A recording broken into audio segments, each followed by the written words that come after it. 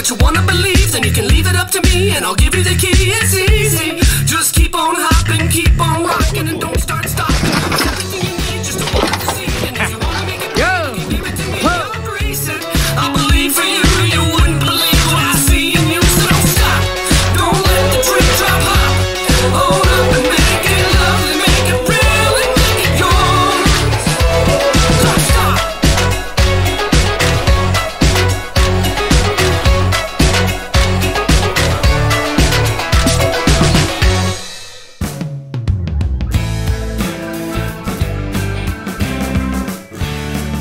All right, Bill, the man. I am so excited to have you on the podcast. This is a huge one for me. I have been a huge fan for a long time, and you have some amazing research out there, basically about the metabolism and like you were talking about, you're researching rapid fat loss strategies, and we were talking about how muscle is really important for our metabolism, and we dove into a whole bunch of things before we even jumped on here. So I'm super excited to have you joining me today. Yeah, thank you. And I am studying rapid fat loss strategies, but how to do them appropriately, because Right. it can be a lot of damage, a lot of a train wreck if we don't do them correctly. Well, and I would love to talk about that because I think that's a huge thing that our listeners can benefit from. But first, who are you? What got you doing the things that you're doing and interested into this kind of research? So I'm a professor of exercise science, and I direct a research laboratory called the Performance and Physique Enhancement Laboratory. And this is at the University of South Florida, which is in Tampa. And this is kind of my second career. When I was in my 20s, I used to sell herbicides and pesticides. So weed killers and bug killers is what I did. And I didn't really love killing weeds. Didn't get up with a lot of energy to kill weeds, but I did get up with energy to exercise and try new diets. So as I got a little bit into my mid-20s, I said, hopefully I have a long time to live. I need to do something that I love. So I went back to school, and fast forward, 25 years later, here I am running my own lab. And my research, I like to say that my research helps people optimize their physiques within a maintainable lifestyle.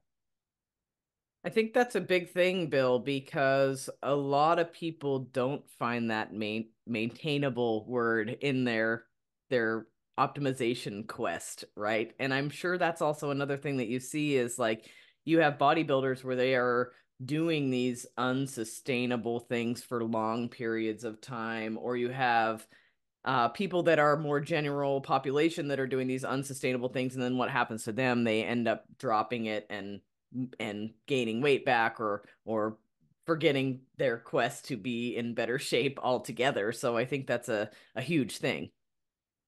Yeah, and that's very sad if people get to the point where they stop trying.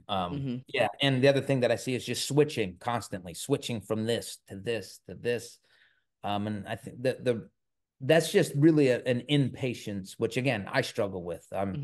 I'm not above that. I get impatient, and nobody knows better than me, but yet there I am. I struggle with the same stuff. I think that's another thing too. I think people think that if you are somebody in the fitness space and you are somebody in the health space, that it's just easy for you, but not it's not easy for them, but it's easy for you, and that you just love to do what you do every day. And sometimes that's not the case. We all have the same struggle with the same issues that everybody else does, right? We just have kind of developed habitual things that we bring into our life, and we know that are important as far as longevity goes. Yeah, and that's funny you said that. There are some fitness professionals that do love exercising. I am not one of them. I think just the older I'm getting, it takes a lot for me to stick to my program. But that to me is a little bit of a superpower, because I can I can associate or I have empathy for people like me who they're not always just, revolving their day around their exercise. Like I did when I was in my 20s and 30s, of course. That's, if I'm going wherever I'm doing, or it's like, okay, where's the gym? What am I doing? And then life and in my case, research and writing books and things becomes almost more important. Mm-hmm. So I would say now I'll just get into the weeds here for a moment. I hate squats, but yet I love squats. Mm-hmm. And it's like if I just like I don't want to do it, it's gonna hurt. I don't want to put the weight on my back. But when I'm done, I'm like, yes. So Mm-hmm. it's something psychological. And Yep. I will squat hopefully until the day I die. And I will Mm-hmm. probably hate squatting until the day I die. I can relate with you 100% on that. I actually just talked about it on a previous podcast. We don't necessarily love these things. Like I just started working with a new coach after my last powerlifting meet, and we're doing a lot of stuff that I don't normally do, and it has been challenging. And I was doing reverse barbell lunges the other day, which those are Ooh. terrible.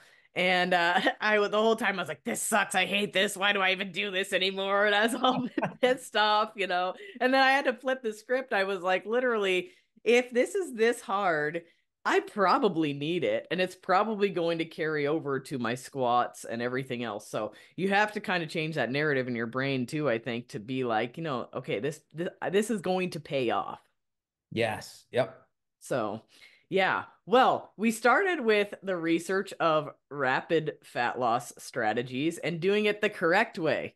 So, I think more than likely, is there a correct way? Because I feel like the fitness professionals feel like there's a push and pull when it comes to rapid fat loss. You can push for it, but then you've got to pull back and start to reverse a little bit, and then you can continue on with that process. What are you discovering in your research? So when you ask me the question, is there a right way? 2 years ago, I would have said no. Just don't even consider an aggressive fat loss phase. There's just no benefit that can come from it. Mm-hmm. I, since that time, have done a research study in my lab where hopefully we'll get it published soon. I've read some other research and my opinion has changed. What hasn't changed is crash dieting, horrible. You don't want to do rapid fat loss strategies or embrace crash dieting for extended periods of time. The outcome is essentially like a train wreck. You will be in a worse place physique wise than you were before you even started. I can cite multiple studies in humans. Where I have changed my mind is if you're going to be very aggressive, I think there's a place for that as long as it is very short. And I mean days and up to probably a maximum of about 14 days. So it's the length of these things that where the harm is introduced. And I kind of think about it like this. When is somebody most motivated to diet? And usually it's the first week, the first day, like, hey, they gain weight and they're really motivated. They're excited about, hey, finally having a plan that I can follow and I can lose some of this excess body fat that I have. So I think it makes sense. And I'm not an exercise psychologist, so I'll say that now. But I think it makes sense. Let's leverage this high level of motivation with a capacity to being able to tolerate and a very low calorie intake for a few days right at the start. Mm-hmm. Now, this doesn't only make sense to me conceptually. We have research in people with obesity that reported that people who experience early weight loss, or I like to say fat loss success, are more likely to maintain that weight loss and adhere to their diets over the next several months. So there's also a scientific reason to be aggressive at the start and then back off. And I'll explain this as an example. We did a rapid fat loss study in my lab, and I kind of went along and did the same thing the other subjects were doing. And what I did was for myself, I reduced my calories by 40%, no, 50% the first, let's just say 40%. No, it was 50% the first week. So I was typically eating 3,000. I went down to 1,500 calories for the entire week. And then in the second week, I reduced my calories to 25% of a caloric deficit. So 50% the first week. And then I increased them, but it was still a 25% caloric deficit. So guess what? In that second week, guess what a 25% caloric deficit didn't feel like to me. It didn't feel like a deficit at all because I was just coming off of a huge deficit. I was perceiving this as I'm getting to increase my calories. But if I had started there, I would have been just as miserable as anything else. Here I am dieting. So I also love it from that. So if we start aggressive for a very short period of time, anything else after that is perceived much different than if we had started from a less aggressive place. Mm-hmm. Okay, so let's take this one step further then. So say that you are working with a client that has already got a history of dieting and probably some metabolic adaptation. Um, Obviously, when you very first start working with somebody, they want to get immediate results. And I'll give you an example of this. Say somebody coming out of a bodybuilding show that has had a terrible rebound, okay?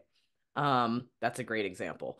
How would you, in order to keep someone's motivation high, is there any way you would recommend doing something like this with somebody like that? Or would you say directly into reverse dieting phase? Yeah, I think in this case, and this is where you're more of an expert than I am because you're probably working with some of these clients, but people like you have, because I've never done research on these on people that are maybe have had a lot of aggressive and perpetual dieting. Mm-hmm.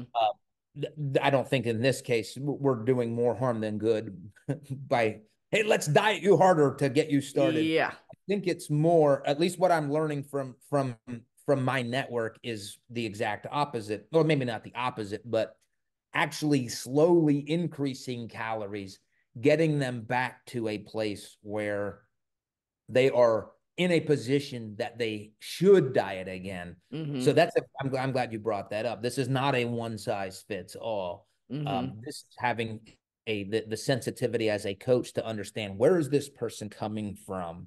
Mm-hmm. And I can appreciate, of course, they want to jump right in again, but that's probably not best. Or if you want to do that, go to somebody else. Right. I don't want to be part of this because it's not the best plan for you given what you've been doing. Mm-hmm. Yeah, that happens to be a lot of the people that I work with these days is people that have used basically bodybuilding as a diet in essentially, right? And when they gain weight again, they improperly reverse, and then when they gain a ton of weight immediately, they panic and they're like, well, maybe I'll just sign up for another show and that'll get me lean. And that works for 2 shows, maybe 3, and then that person gets into such a large hole, they end up almost obese at that point. Oof. And it's crazy how it builds. I see it build over the course of shows with these people when I go back and look at their history. This would be a fun research project for you, Bill. But you see it build. I feel like traditionally what I see is the first show, they have a little bit of a hard reverse, but they feel fat because they were stage lean. And once you see yourself that way, you have a hard time coming back from that. So then they decide to do another show. They do another show and then they really rebound hard, and they're like they are now in a huge deficit and they can't even hardly reverse without gaining a lot of weight. And then by the third time they decide to do a show, if they get to that point, they can gain a significant amount of weight because they are so downregulated. And it's almost like the body is like, oh, I remember what we're doing here and we're not doing this. So it wants to hang on to even more. And I find yeah, go ahead. Was I'm anticipating that what you're seeing is their body's not even responding to what used to cause fat loss. Right, Wow, exactly. that's very unfortunate. Yeah, and so by the time they do a third, if they do a third show, and typically that's when everything peaks out, I feel like they do a third show and it's almost hard to even reverse them. I've had clients that are bodybuilding clients that we've done things very responsibly, and even then it still gets hard to reverse them. You can do it, but the body is like, yeah, as soon as you ask for a little bit of fat loss, sometimes it's hesitant, you know? But anyway, if they don't do it responsibly, they end up gaining like 50 pounds or more. And at that point, it is very difficult. I find it takes me about a year to reverse all of that adaptation and to begin to slowly ask for fat loss, in the future. So, and your approach is to generally slowly just try to increase calories. Mm-hmm. And there's a lot of psychological comforting and empathy, and because that's a hard sell to a lot of people. It's a very hard sell. And I tell people before they even start working with me, I'm like, listen, this is going to take a year. And we will not be asking for fat loss, because if you do, you're just going back into a negative cycle again. So I feel as though you need to actually be like, okay, where are we at for calories? Make a baseline of calories right there, and then slowly titrate it up. And typically that person's going to gain a little more weight, which tends to, and I warn them about that ahead of time, it tends to give them a panic button, right? But the thing is you have to let everything level out and let the body know you're not going to take away from it. You see what I'm saying? Yep, yep. So anyway, that's why I was curious if you had any experience with that. No experience in the person who, at least not that I know of. Again, I'm not coaching. I'm recruiting subjects for studies. Right. What I will be doing though is in the future is doing a much more of a focus on middle-aged women. So I'm going to get outside the realm of competitive female bodybuilders, but these women that are going through perimenopause who are kind of having the same problem. I'm dieting, and I want to document this. I want to say, you are in low calories and you're not losing body weight. Mm-hmm. And then that's now documented. And again, the only way to do this, I think, is in a case study. Mm-hmm. And then whether it's, like you're saying, reverse diet for a period of time, maybe it's HRT, but start learning about the strategies that can help, because I see this. I'm getting a lot of messages from women, again, not necessarily, maybe they were bodybuilders when they were younger, Mm-hmm. but just these, I'm going to call them fitness females who do everything right. Mm-hmm. And it's just the body is not responding like it used to. Mm-hmm. Absolutely. I can't wait for that study, because that's a good one. So that can lead us down another rabbit hole, though. Let's talk about metabolic efficiency, because I think a big mistake when people begin to diet is they slash calories too much. And in my opinion, and this is where we've got you and we can talk about this, is our muscle is king. Our muscle is what makes it so that we are burning large amounts of calories doing nothing. And so I feel like when people go into a large deficit immediately, their body begins to burn their lean tissue and prioritize that instead of fat, because it is expensive to run that. Yeah. So if somebody's reducing their calories substantially for extended periods of time, this is where my new thinking has gone at this. And by extended periods of times, more than a few weeks, Mm-hmm. and in some cases, maybe even more than a few days. Yes, the research is very clear. And there's everything about a caloric deficit, and especially the more severe, is working against all of your efforts to build and maintain your muscle. So real quick, I'll just rattle off some research. Even a modest caloric deficit of 20% suppresses resting muscle protein synthesis by about 20%. The same diet, a 20% caloric deficit, which is not severe, has been shown to, in males and females, significantly increase muscle protein breakdown. That's cellular data. Now let's look at some systemic data.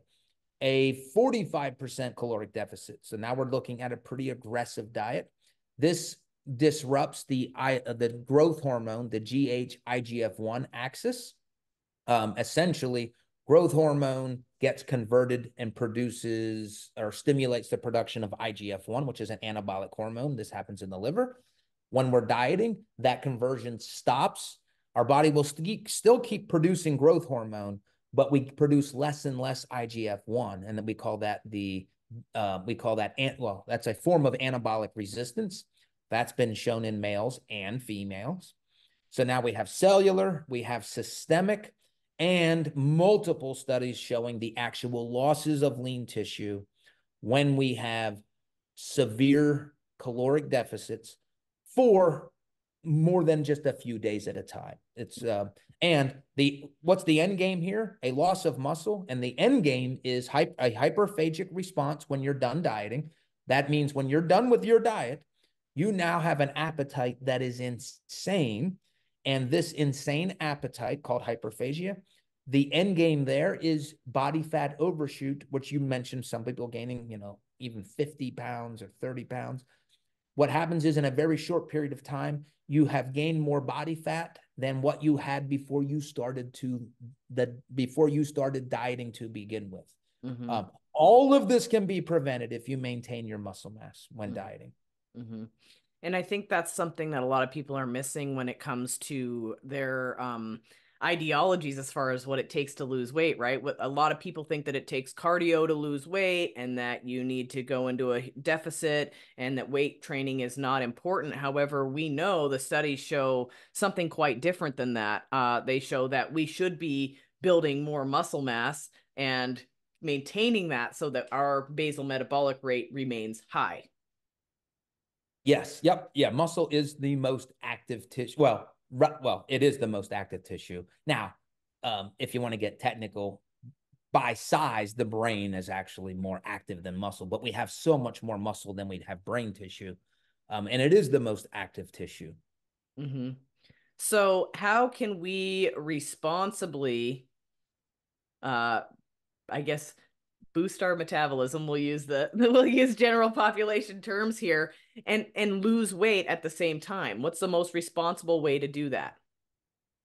I've never seen in my own research where losing fat or losing weight results in any meaningful increase in metabolic rate. The best thing that can happen, and my research kind of specializes in this area, is if you can maintain your metabolic rate, that's a great indication that you have also maintained your lean muscle tissue.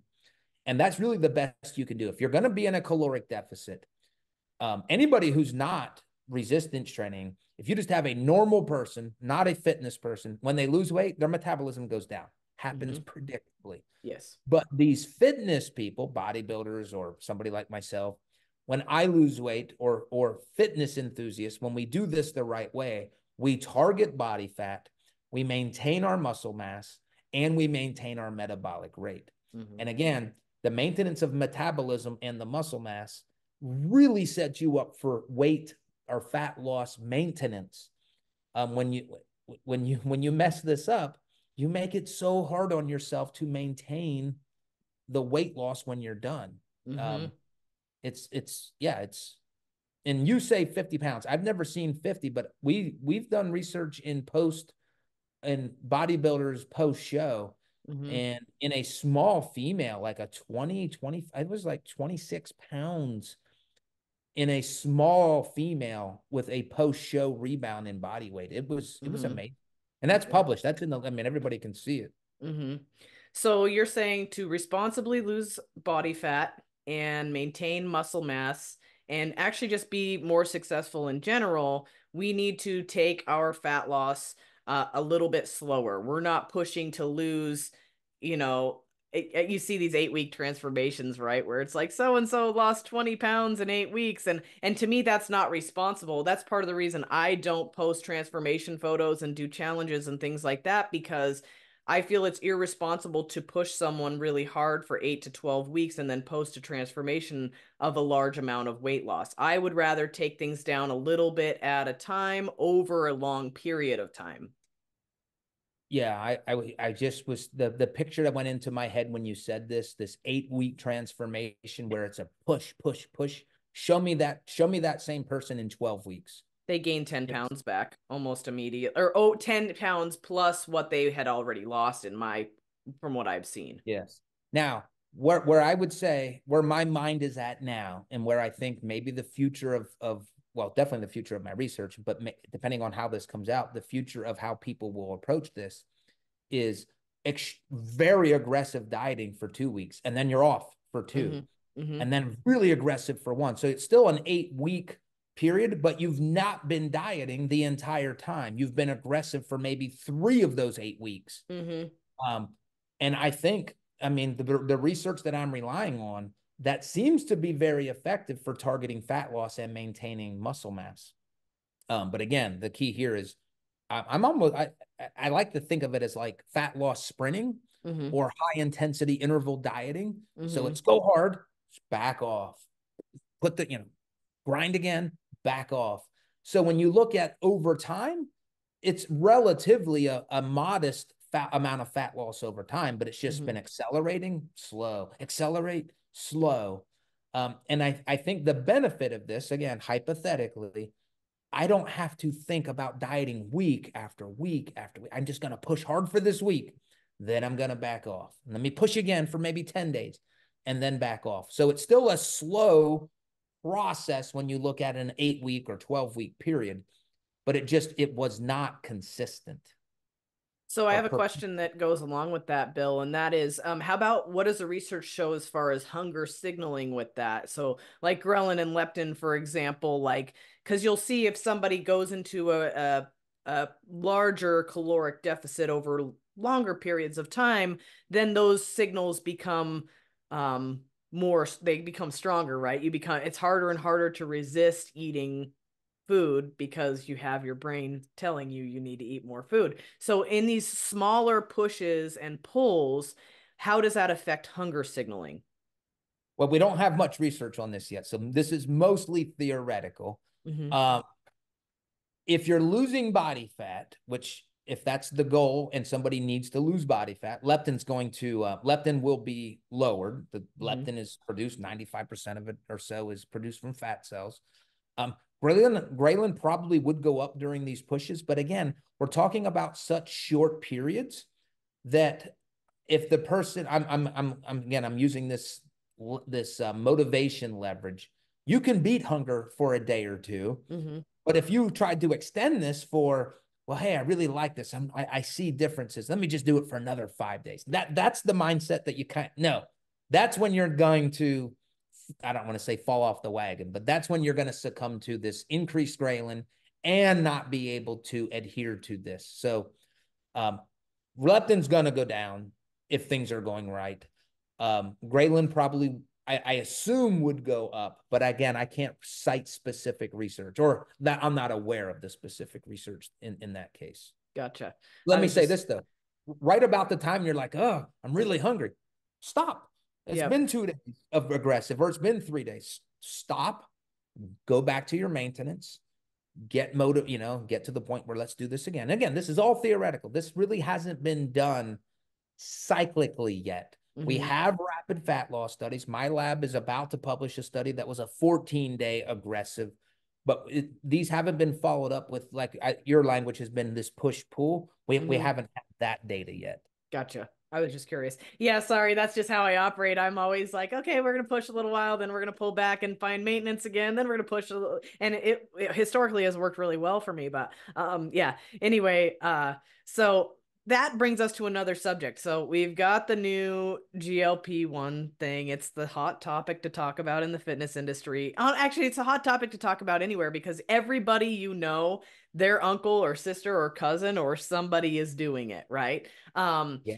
And what I have seen anecdotally with my clients that have taken it on has not been positive in the end result. And I think that's beginning to become a trend where they're like, okay, well, if you're going to use one of these drugs, it kind of becomes a little bit more of a long-term lifetime type of thing, because I feel like the adaptations are negative when it comes to using it. And so then you have a heck of a rebound once you come off of it. So I'm curious to hear your take on these drugs, because I feel like in the case of obesity, where somebody really needs to lose some weight, they can definitely be a tool for the toolkit, but I think they need to be used very responsibly, which is not what's going on.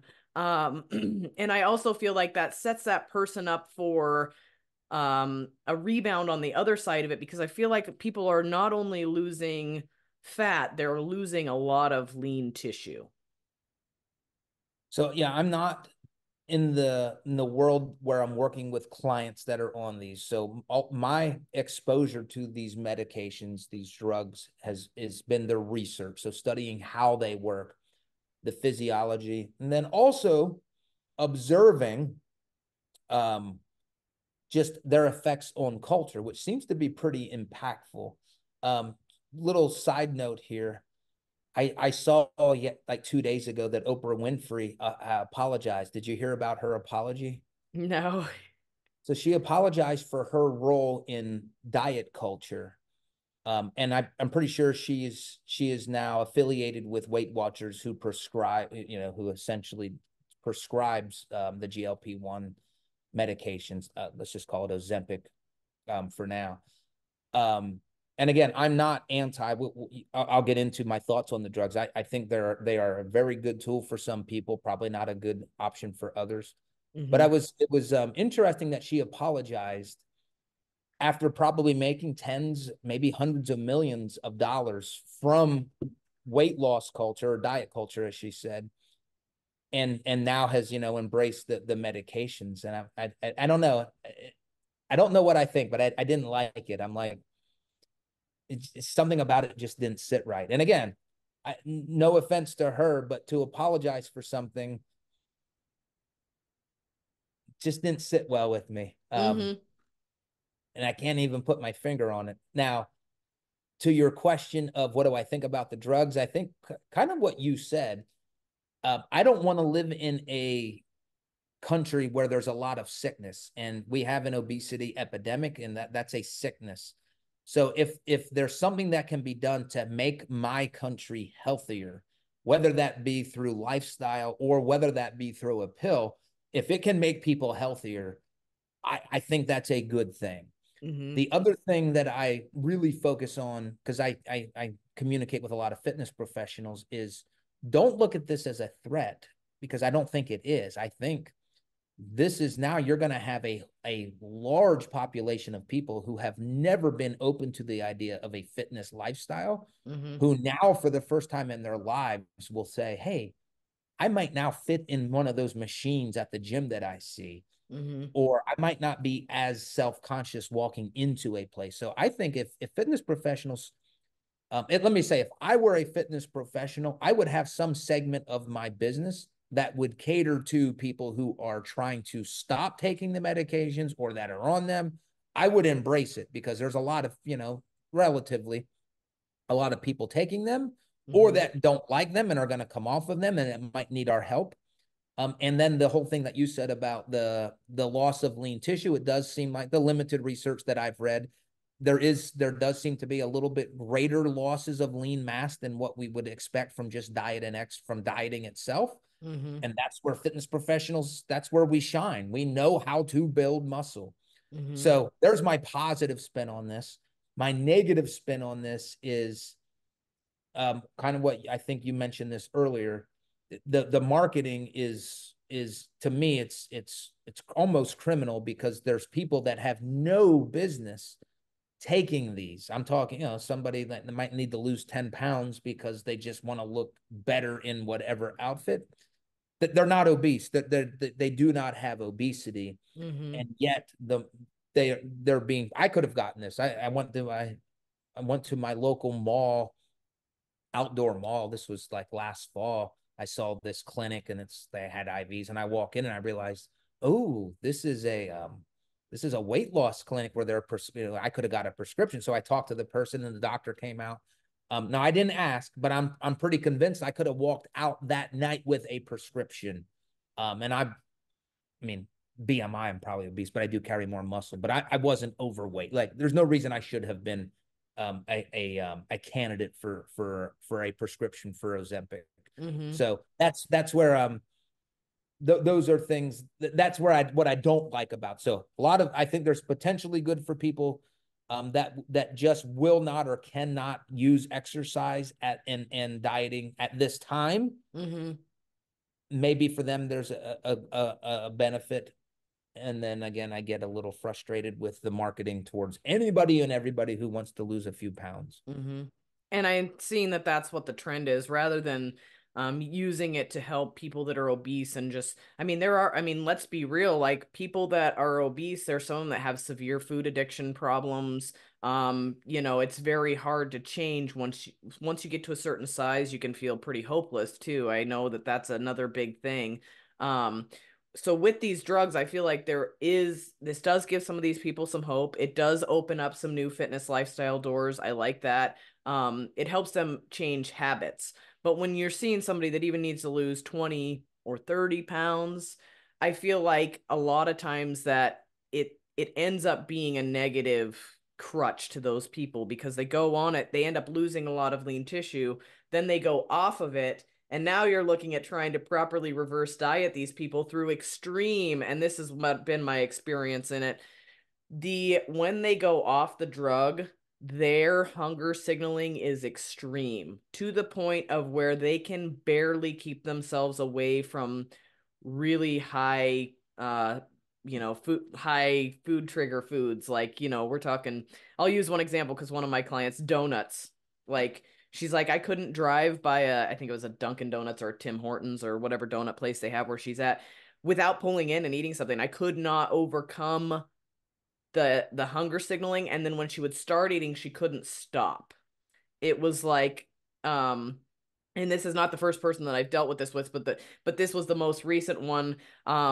Unfortunately, so this was a client I had down over 80 pounds, and her doctor talked her into going on Wegovy, and we had done this 80-pound weight loss over the course of 2.5 years, so very gradually. And they talked her into going on Wegovy, and when she did, her weight loss actually stalled.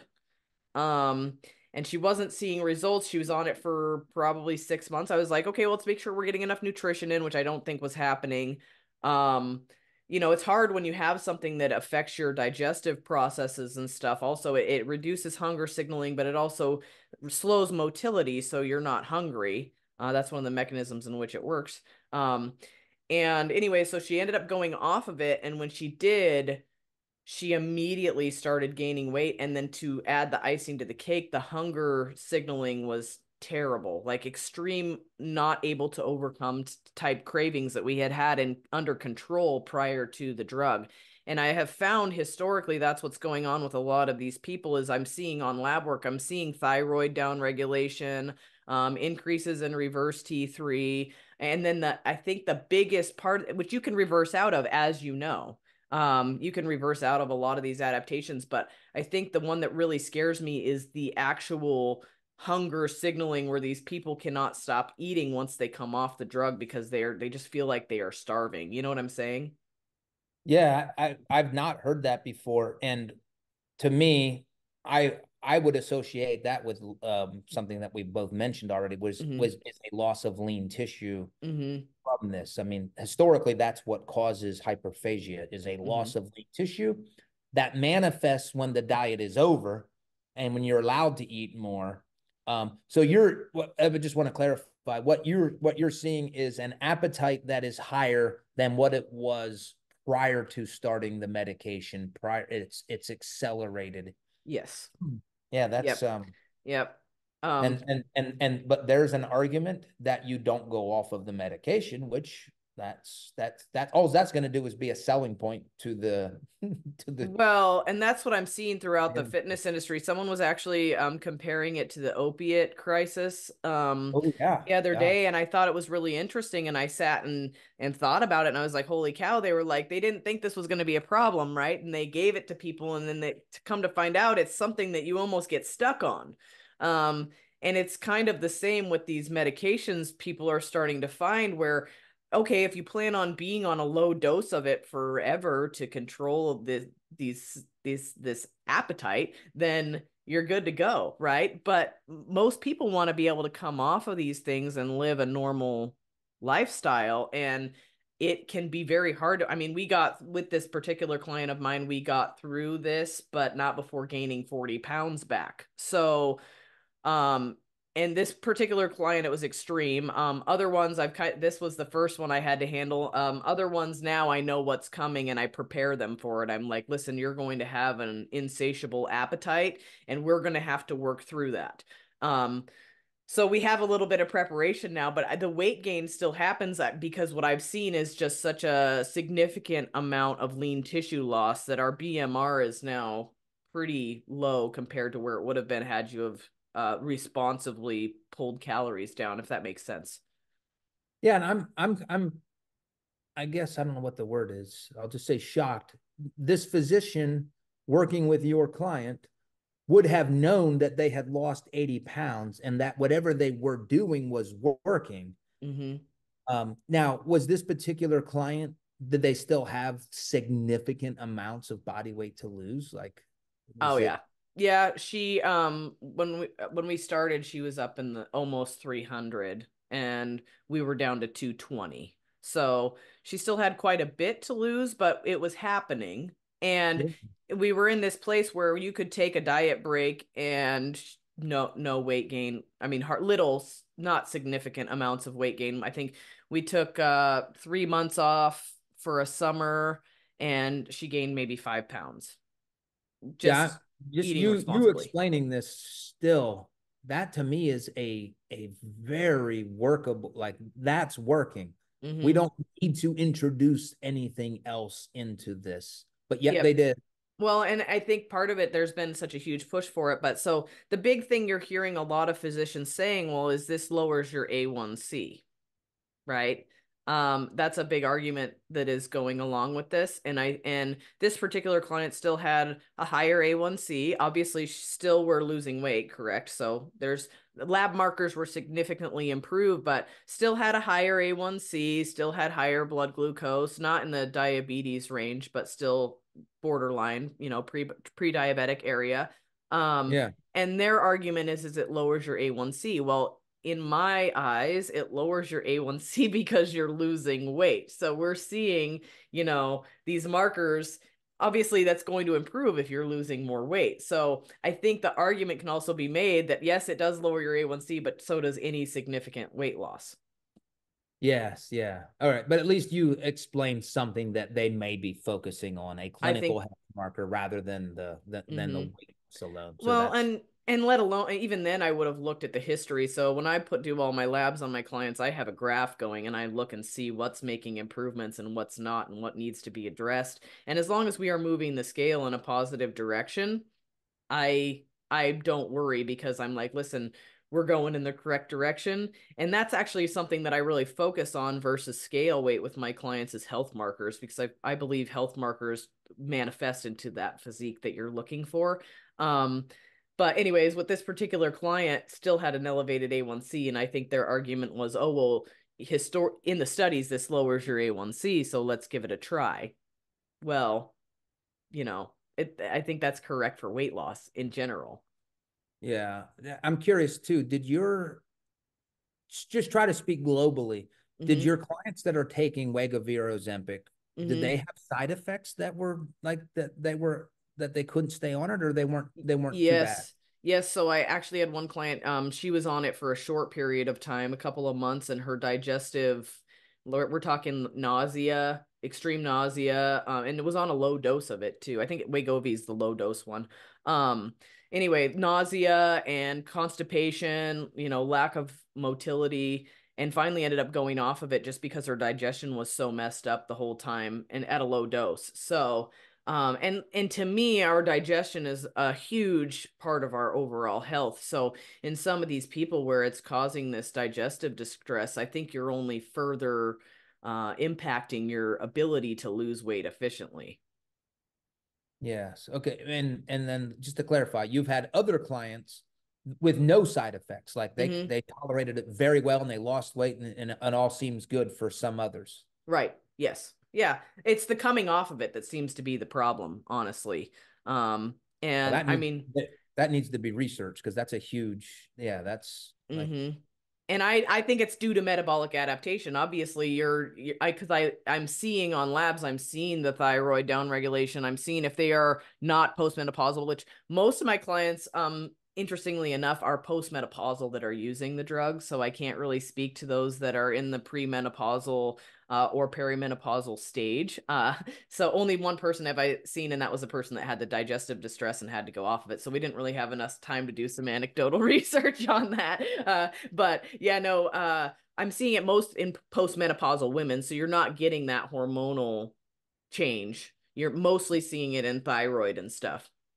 so and I'm going to assume that in 50s and 60s are the typical age ranges of Yeah. these Yep. clients. Yep. Okay. Yeah. And I think that's where they get into that when they get into that postmenopausal stage and they begin to struggle with weight loss, then they decide to try out those drugs, is what I am seeing. Okay. And then one more question. Yeah. Are a lot of these women on HRT as well, or yes, some, no others, none of them? No, none of the women that have done it have been on HRT. Okay. Yeah. So just from a research, at least that's not another variable. So that's No. interesting. No, none of them are on HRT. And honestly, if I had it my way, I would have probably pushed for the HRT first to get all of the health markers aligned, and then seeing if they had significant weight loss from that versus going on one of those Okay. drugs. You see what I'm saying? Yes. And then my last question.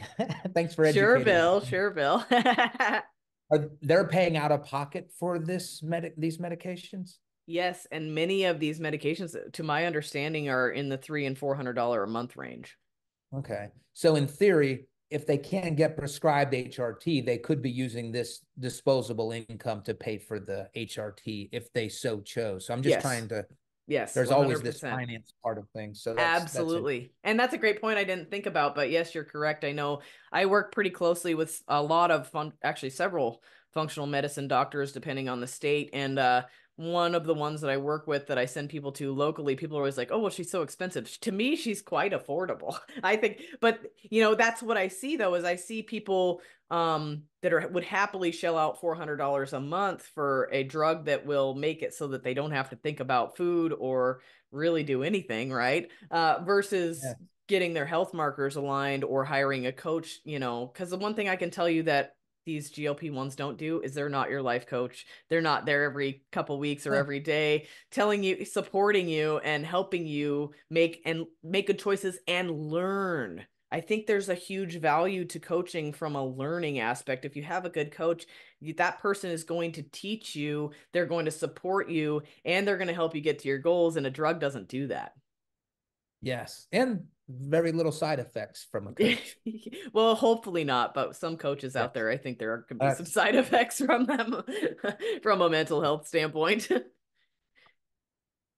So, yeah. Anyway, Bill, so we are running low on time now. But so if there's one thing in your research that you have found that you want to convey to somebody that is looking to lose weight and keep it off, what would that be?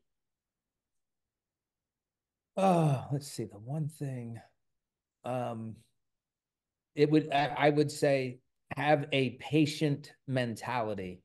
Don't be in a hurry to lose weight. And I almost always gravitate towards, once I get somebody's goal, hey, I want to lose 10 pounds or I want to lose 50 pounds. I say, okay, here's our 52-week plan.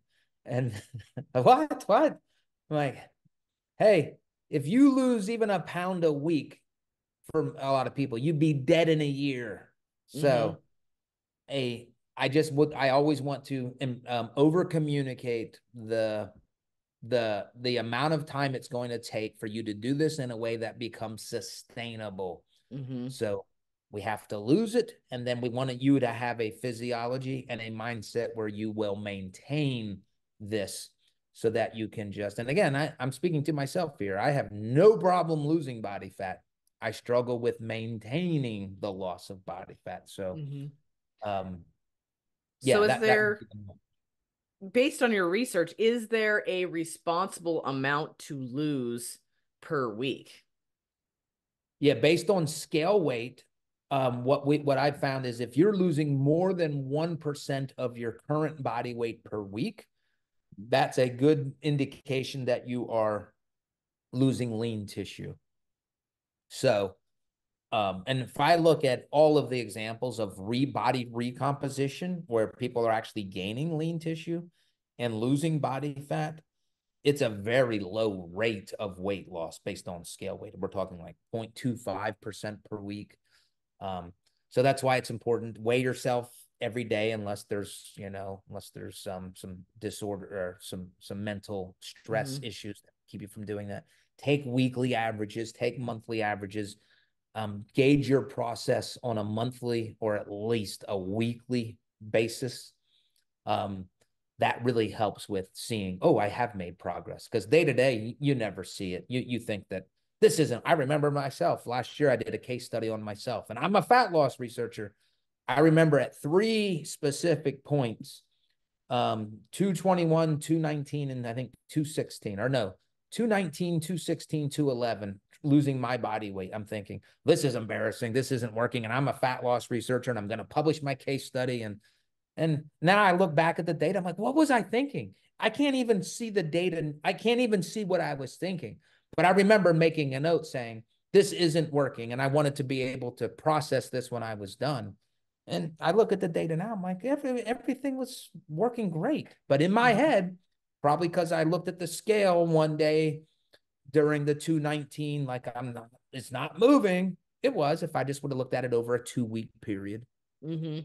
Absolutely. I tell people that all the time. Look at your averages. Don't look at your dailies. Don't even, I mean, between 1 and 5 pound shifts can happen. It's like, I mean, I use Trainerize for my clients, right? And I have it kind of like hacked a little bit as far as like other things go. But I love, my favorite thing in Trainerize is the graph for fat loss, because Cool. you can see it. It's like, and if you look in the short, like if you put it at 1 month, you can put it at 1 month, 3 months, 6 months, 1 year, 2 years, 3 years.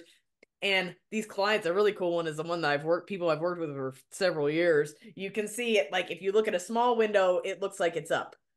But if you pull it out to 3 months, you can see it's up, but then it's down. You pull it out to 6 months, you can see it's up, but then it's like, it's a downhill. You pull it out to a year or 2 years and you can see the whole graph going up and down. And it's just so satisfied to look at, because, what you may have considered a loss, as far as, not winning, a loss during a week because you're like, well, I gained 5 pounds, may have just been a fluctuation that ended in you actually losing 5 pounds. So it's really cool to look at that. It's one of my favorite things.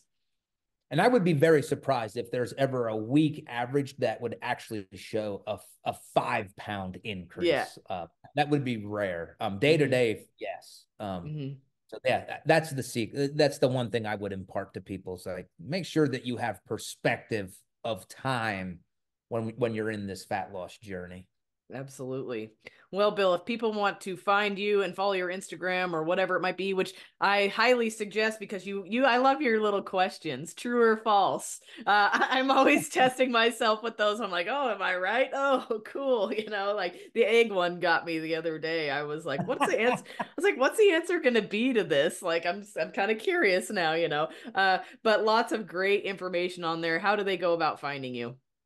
My Instagram is Bill Campbell, PhD, and currently that's the only place where you'll find me. Awesome. No YouTubes or anything, huh? No. I love it. Well, I really, really appreciate you joining me. I love your energy and everything that you bring to things. Keep doing what you're doing, and I can't wait to hear more about what you learn. Yes, thank you for educating me today too. No, well, hopefully, no problem. Thank you.